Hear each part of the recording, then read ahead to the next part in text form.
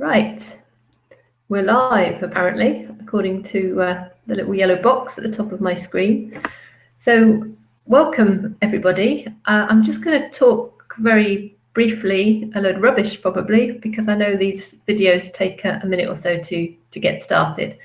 But yeah, we're just recording a few thoughts based on what we've discussed this week in the class. We've been delighted with the level of feedback and the quality of the posts. It's been really good. So we just wanted to highlight a few key points here in this video. And hopefully you can all see and hear me okay. I'm Lisa, very obviously, and we have Nick here as well. You can probably see in the bottom right of the screen. And if Nick starts talking in a minute, he should flip to being in the main window. So do you want to say hello, Nick? Hello, everyone. Hopefully you can hear me clearly as well. And yeah, we're looking forward to talking about some of the things this week. It's been a really productive and enjoyable week. Okay, so here we go then.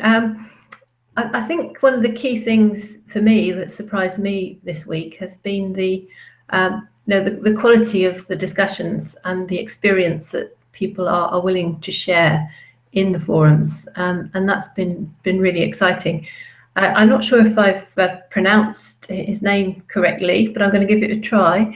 I was particularly impressed with Manny Fannin from India. I'm sorry if I've pronounced that badly, but I thought your story was fantastic. You talked about only joining the internet for the first time about a year ago, and all the things you've done since in terms of building your learning networks and writing expert articles.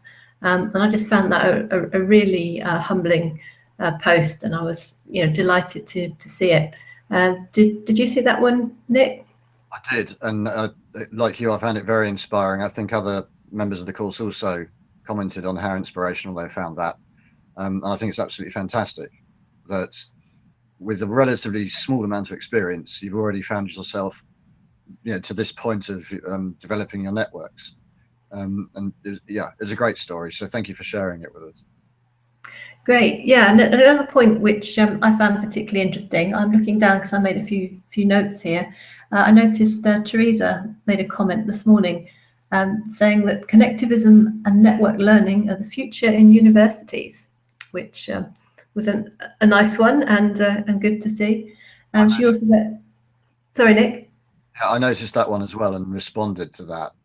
And I think actually it raises some really interesting questions because, of course, I think Lisa and I would agree with that statement. And it makes us think a little bit beyond just the teaching and learning, but also about assessment. And I think I raised this in the response to Teresa.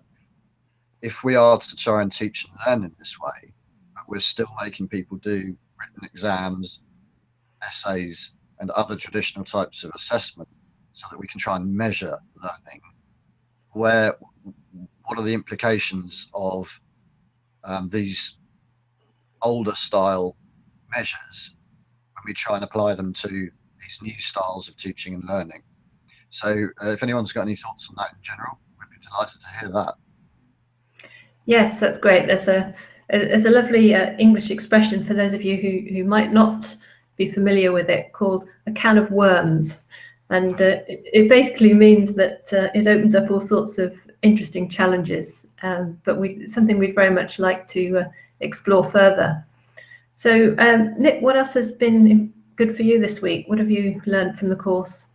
I thought we might just quickly update people on the current results of the poll about how you like to learn.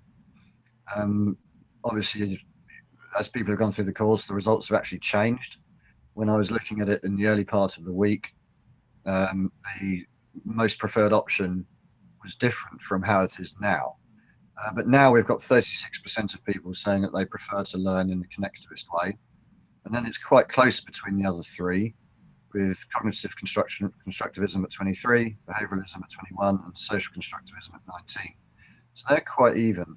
So there's now quite a clear lead for a connectivist networked approach to learning, which of course delights me and Lisa too, I'm sure, but may also reflect the nature of the people we have studying on this course. So there may be some internal biases to that. But that was really good to see. I was also really interested to see that the understanding that people had of the need for learning to not just be about facts, not just be about information, but there's also all these sorts of skills around being able to think critically, being able to assess the reliability of information, of which there'll be much more in week 2, and being able to develop these network skills. And I was really pleased to see that people understood learning to be much more than just remembering facts. So that was great to see. I was happy with that. Great.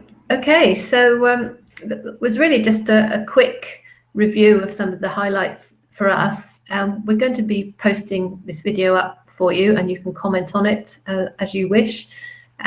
So I don't know if there's anything else. I think that's all from me for now, but did you want to add anything more, Nick? Yeah, I was just going to add that thank you to everyone for completing their learning maps. I hope that you all enjoyed seeing what your network looks like at this particular point in your learning experiences, and perhaps on that particular day. Hopefully you've got something useful from comparing it with the combined map and then filtering it by all these different things. I think there's much we can learn from that. So I want to say thank you for being involved with that and for taking the time to complete the survey and to look at the maps. And I'm very interested in talking with anybody who might want to explore that in more detail in the future. So do feel free to get in touch with me if you're interested in developing your maps in more detail. Yes, of course. And of course, if you haven't done it yet, then there's still plenty of time for you to have a go at the maps. And it's interesting to see that so many people who have done it have already found them useful. And hopefully that will increase further when we go through the week 2 exercises. So I think that's enough from us for now. Thank you once again for your contributions.